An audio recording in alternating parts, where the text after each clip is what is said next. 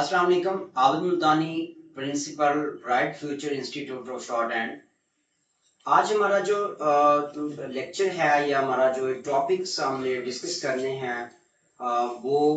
SNGED के test के हवाले से, जो SNGED का स्टेनोग्राफर्स का टेस्ट है उनके हवाले से हम बात करेंगे। स्टूडेंट्स को जो मसले लाहक हैं या दरपेश आते हैं या जो फेस करते हैं डिक्टेशन में, या वो जो उनका स्किल टेस्ट होता है उसमें, उन पे हम इंशाल्लाह बात करेंगे और उम्मीद करते हैं कि आप उनसे काफ़ी सारी चीज़ें हासिल करने की कोशिश करेंगे और आपके लिए वो फ्रूटफुल भी होंगे इंशाल्लाह। स्टूडेंट्स को एक मसला है या एक मसला उनके सामने बनता है या आता है मसला कि उनको पता नहीं चलता कि हमने जो वर्ड कैपिटल करने होते हैं वो कहाँ कहाँ पे करने होते हैं। आया कि सेमी कोलन है या कोलन है या एक्सक्लेमेशन मार्क है या इन्वर्टेड कॉमास है या इस तरह और कई सारी चीज़ें जो पंक्चुएशंस में हम इस्तेमाल करते हैं, उनके बाद जो वर्ड स्टार्ट होता है या सेंटेंस स्टार्ट होता है वो आपने कैपिटलाइज अल्फाबेट से करना है या आपने स्मॉल अल्फाबेट से करना है। तो स्टूडेंट्स, इसमें थोड़ी सी आपकी ग्रामर अच्छी होनी चाहिए, आपकी जो इंग्लिश को समझने की सलाहियत है या सेंस है ये आपकी थोड़ी सी स्ट्रांग होनी चाहिए। तो आपको काफ़ी सारी चीज़ों का पता चल जाता है कि आपने यहाँ पे कैपिटलाइज करना है और स्मॉल से ही स्टार्ट करना है। आमतौर पे जब हम इन्वर्टेड कॉमा की सबसे पहले बात करते हैं, इन्वर्टेड कॉमा जब स्टार्ट करते हैं तो उसके बाद तो आमतौर पे हम जाहिर वो सेंटेंस वैसे भी स्टार्ट हो रहा होता है, कैपिटल अल्फाबेट से ही स्टार्ट करते हैं। जब हम क्लोज कर लेते हैं तो उसके बाद जो अगला सेंटेंस है या अगली जो बात है इंग्लिश में लिखी हुई या अगली जो कंटिन्यूसली उसकी चल रही है चीज, वो आपने स्मॉल में रखनी है, इसमें लिखनी है अल्फाबेट में, या आपने कैपिटलाइज करना है। ये मुनहसर है उस बात पे कि जो बात इन्वर्टेड कॉमा से स्टार्ट हो रही है और फिर इन्वर्टेड कॉमा पे जाके क्लोज हुई। अगर तो वो कंटिन्यूसली चल रही है बात, मैं एक मिसाल यहाँ पे दूंगा। मैं आपसे खास तौर पे ये डायरेक्ट इनडायरेक्ट में ये मसले पेश आते हैं, तो जहाँ पे एक बात कंप्लीट हो गई है और वहां पे इन्वर्टेड कॉमा खत्म हुआ और इसके बाद एक इन्वर्टेड कॉमा बाद में स्टार्ट भी हो गया, तो आम तौर पे मोस्टली जनरली ज्यादा तौर पे होता यह है कि वहां पे हम कैपिटलाइज ही से स्टार्ट करेंगे अगला सेंटेंस। लाइक हम छोटे स्मॉल से ही भी स्टार्ट करेंगे जहां पे आपकी बात पहली कंप्लीट नहीं हुई और उसके दूसरी जो बात है उसका हिस्सा है पहली बात का, तो फिर हम उसको कैपिटलाइज नहीं करेंगे स्मॉल में। आई मीन टू से कि मैं आपसे उर्दू में कहूँ, क्या मैंने नहीं कहा था कि आप वहां जाएं। अब ये मैंने थोड़ी देर पहले भी बताया आपको कि डायरेक्ट इनडायरेक्ट की जो के सारी चीजें होती हैं, तो इसमें मैंने नहीं कहा था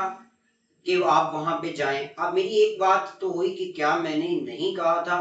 और उसके बाद जो दूसरी बात है वो इसके साथ रिलेट करती है, लिंक्ड है इसके बाद, तो फिर यहाँ पे जो अगली बात है उसके साथ हम उसका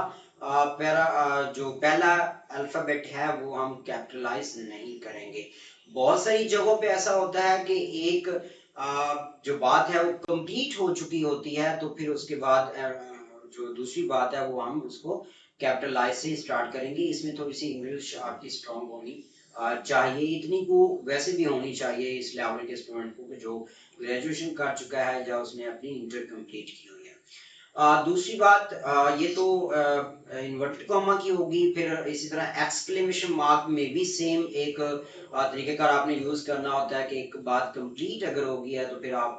अगली जो बात है या अगला सेंटेंस है वो कैपिटलाइज से स्टार्ट करेंगे, अदरवाइज स्मॉल से ही आप उसको कंटिन्यू करेंगे। इसी तरह सेमी कोलन्स के बाद तो आमतौर पे हम स्मॉल से ही उसको स्टार्ट करते हैं अगले सेंटेंस को। कोलन है, कोलन के बाद भी अगर एक बात कंप्लीट हुई है और उसके बाद अगर आपने अगली बात नहीं स्टार्ट करनी है तो कैपिटलाइज का, अगर नहीं वही बात की कंटिन्यूशन है तो फिर आप उसको स्मॉल पे करेंगे। क्वेश्चन मार्क में भी सेम तरीकेकार आपने अडॉप्ट करना है। और इसके बाद हाइफन का जो यूज है वो स्टूडेंट्स को काफी सारा मसले उसके लिए होते हैं हाइफन में, कि आपने हाइफन कहाँ पे यूज करना है। अब हाइफन का ये है कि जहां पे एक वर्ड दूसरे वर्ड का हिस्सा बन रहा है या आप उसको बना रहे हैं, जैसे फॉर एग्जाम्पल मैं कहता हूं एक वर्ड है ऑर्गेनाइजेशन।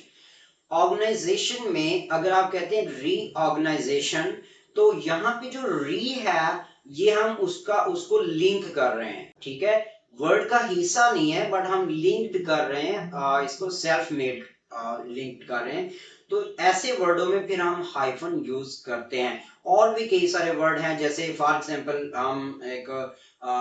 और खास तौर पे मैं आपको एक यहाँ पे चीज मेंशन करता चलूं, तो जो पुरानी इंग्लिश है, जो 700 में जो इंग्लिश यूज की गई है या इंस्ट्रक्टर में इंग्लिश यूज की गई है, उसमें ये जो हाइफन है इनका काफी सारा इस्तेमाल किया हुआ उसने, चूंकि ये पुरानी इंग्लिश। अब जो मॉडर्न इंग्लिश है या ब्रिटिश इंग्लिश है या जो अमेरिकन इंग्लिश है, उसमें हाइफन का बहुत ज्यादा, जहां पे बहुत ही जरूरी था इस्तेमाल करना, वहां पे उन्होंने इस्तेमाल किया है, अदरवाइज इस्तेमाल नहीं किया। बहुत सारी चीजों पे, जैसे मैंने आपको मिसाल के तौर पे एक वर्ड आपके सामने रखा कि रीऑर्गेनाइजेशन में हम हाइफन का इस्तेमाल करेंगे, ठीक है। लेकिन इसको अगर आप अलग-अलग लिखते हैं तो फिर ये गलती कंसीडर होगी, और गलती भी एक गलती कंसीडर नहीं होगी बल्कि दो गलतियां कंसीडर होंगी। तो कोशिश करनी है आपने, जहां पे बनता है हाइफन का यूज, वहां पे आप उसको लाजमी यूज करें। जहां पे यूज करें तो भी ठीक है, नहीं करें तो भी ठीक है, वहां पे आप छोड़ भी सकते हैं, गलती कंसीडर नहीं होगी, ठीक है। इसके बाद फिर अपोस्ट्रोफी कॉमा आ जाता है, बड़ा उसका इस्तेमाल होता है अपोस्ट्रोफी कॉमा, और स्टूडेंट्स को काफी सारे उसमें मसले मसाइल भी रहे हैं, होते हैं और हैं भी मसले मसाइल। अपोस्ट्रोफी कॉमे के एक जर्नल सी जो मेरा व्यू है या पॉइंट है वो ये है कि जब हम अपोस्ट्रोफी कॉमा लगा रहे होते हैं तो आपने देखना होता है कि जिसके साथ हम अपोस्ट्रोफी कॉमा लगा रहे हैं, क्या उसके बाद कोई नाउन की शक्ल है, जो उसके बाद वर्ड है जिसके साथ वो अपोस्ट्रोफी कॉमा के साथ लिंक्ड कर रहे हैं आप, या हो रहा है या किया गया है, वो अगर तो नाउन है तो वहां पे अपोस्ट्रोफी कॉमा बनेगा और बन सकता है, ठीक है। फॉर एग्जाम्पल हम मैं कहूं कि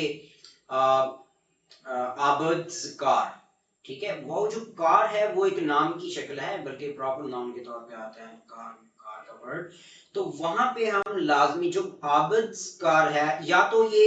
अगर इसको पूरा लिखे तो हम मैं कहूं कि कार ऑफ आबिद, बट अगर मैं आबिद्स कार कहता हूं तो फिर वो आबिद के साथ जो एस लगा है वो अपोस्ट्रोफी एस के तौर पे आएगा, वो अकेला एस नहीं आएगा। एक और यहाँ पे इशू है, कई सारी जगहों पे एस से पहले कॉमा लगा होता है, इन्वर्टेड कॉमा जो ऊपर सिंगल कॉमा होता है, अपोस्ट्रोफी कॉमा जिसे हम कहते हैं, और कई सारी जगहों पे एस के बाद एस पहले लगा होता है और कॉमा उसके बाद में लगा होता है। तो यहाँ पे हम इसको इस तरह इलेबोरेट करेंगे या इसको बताऊंगा आपको कि जहां पे जो जिसके साथ अपोस्ट्रोफी कॉमा आ रहा है वो पहली प्लूरल की कोई शक्ल है या जमा का सीगा वहां पे ऑलरेडी पुट हुआ है, तो वहां पे हम एस पहले लगाएंगे, कॉमा बाद में लगाएंगे। और जहां पे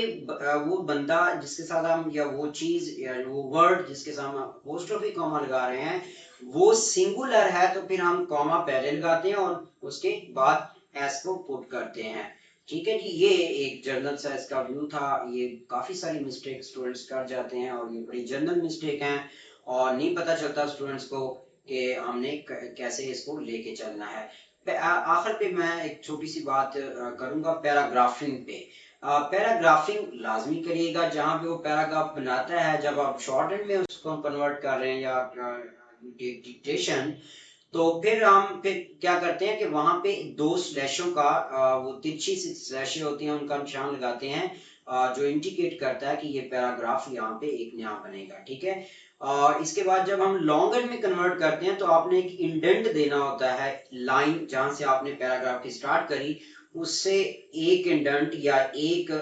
इंच का जो आप फासला है वो आप छोड़ के अब लाइन से थोड़ा सा आगे से स्टार्ट करते हैं, तो ये पैराग्राफ की निशानी होती है। अच्छा, स्टूडेंट्स ये गलती करते हैं कि जो पहला पैराग्राफ होता है उसको इंडेंट नहीं करते, आमतौर पे देखा गया है। आपने पहले पैराग्राफ को भी इंडेंट करना है, चूंकि वो भी तो पैराग्राफ है ना, तो उसको भी आप इंडेंट करेंगे और उसके बाद